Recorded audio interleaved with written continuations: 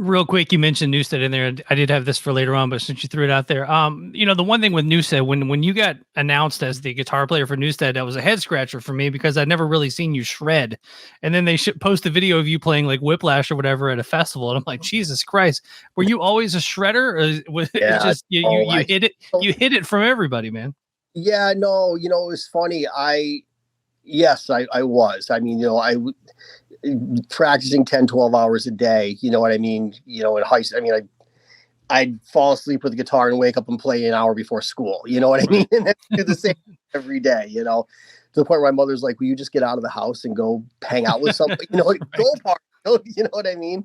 But, yeah, I had a guitar teacher named Tony McAlpine who was, did like a bunch of stuff for Shrapnel. He played with Steve Vai. I know that.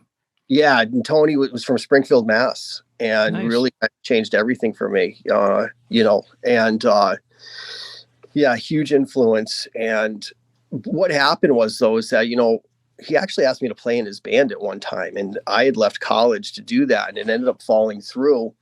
And I went back to college, got my degree, and then started Stained right when I got out of college, basically.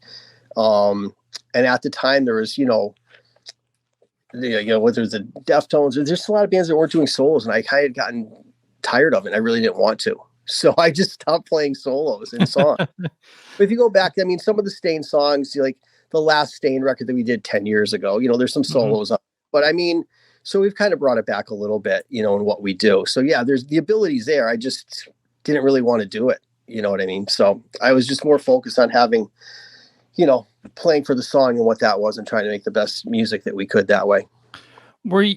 Since you're kind of up in that area in the New England area, were you paying attention to like Unearth and Killswitch and all those bands when they were kind of coming out playing guitar solos again? Because I always joke about on this podcast, because I grew up in the new metal era. I grew up, as a kid listening to Megadeth and Metallica and all that stuff. Right. But then when Korn and Deftones and even you guys and Limp Bizkit and everybody came out, like guitar solos were just so far in the background. And then around those early 2000s, a friend of mine hits me with Unearth and just like, check this out, and like just shredding all over the place. Were you paying attention to that stuff up there?